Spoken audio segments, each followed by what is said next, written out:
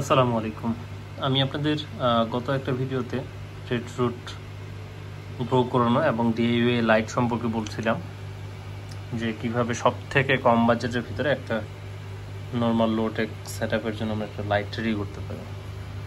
তো দেখতেই পারতেছেন গ্রো হয়ে গেছে আলহামদুলিল্লাহ। যেহেতু ফিল্টারেশন ব্যবস্থা নাই, তো সারফেসে ময়লাটা পড়ছে, তো এটা আসলে কোনো সমস্যা না, কারণ এইটাতে আমার কোনো ফিশও থাকে না, কোনো কিছু না। জাস্ট গাপ্পি কয়েকটা বাচ্চা ছাড়ে দিছি, এখানে কয়েকটা গাপ্পির বাচ্চা ছাড়া আছে। এখানে হচ্ছে নিচে যেহেতু এটা দোকানের ট্যাঙ্ক ছিল, নিচে ব্লু কালার গ্লাস দেওয়া ছিল এবং পিছনেও ব্লু কালার গ্লাস দেওয়া ছিল। তো এখানে কয়েকটা গাপ্পির বাচ্চা আছে এই জায়গায়। আর এখানে রেডরুটগুলো দেখতেই পারতেছেন কীরকম গ্রো করছে। ওই ভিডিও আর এই ভিডিও আপনারা দেখলেই বুঝতে পারবেন। তার ভিতরে আমি 2 দিন ছিলাম না, লিকুইড ফার্টিলাইজার পড়ে নাই দেখেন। তারপর আলহামদুলিল্লাহ ওরা মানে সেট হয়ে গেছে এই জায়গায়। এইটা আমি আপনাদেরকে ভিডিও দেওয়ার পর তারপর এটা পুরো ট্যাঙ্কটা আবার ভরে গেছিলো। তা আমি কিছুদিন আগেই 2 দিন আগে গ্রামে যাওয়ার আগে এক বড় ভাইকে দিই, তো প্রায় 20 পিস বা সামথিং এরকম যাবে তোমার কাছে দেওয়া হয়। তো দেখতেই পারতেছেন যে কি পরিমাণ গ্রোথ। এখানে আমি আমাদের সেই কাঙ্ক্ষিত লিকুইড ফার্টিলাইজারটা ইউজ করি, সেটা এটাতে আমার এই ট্যাঙ্কটা মনে হয় আপনার 9 ইঞ্চি বা এরকম একটা সাইজ আছে, আমার ঠিক মনে নেই। এটাতে 1 ml ইউজ করি।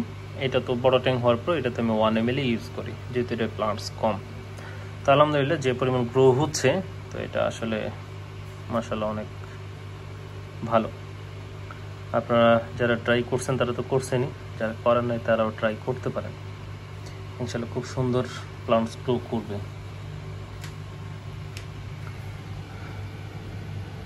এই যে আরেকটা রেজাল্ট আর কি। তো যাই হোক, এখানে হচ্ছে যে খুব ইজিলি কোনো রকম ফিল্টারেশন ব্যবস্থা কোনো কিছু লাগবে না, CO2 লাগবে না। ভালো একটা ব্রাইট লাইট, লিকুইড ফার্টিলাইজার, যে পানিটা ইউজ করবো সেটা যদি ভালো হয় তাহলে খুবই ভালো। আয়রন টায়রন থাকলে আবার একটু প্যারা খাওয়া লাগে।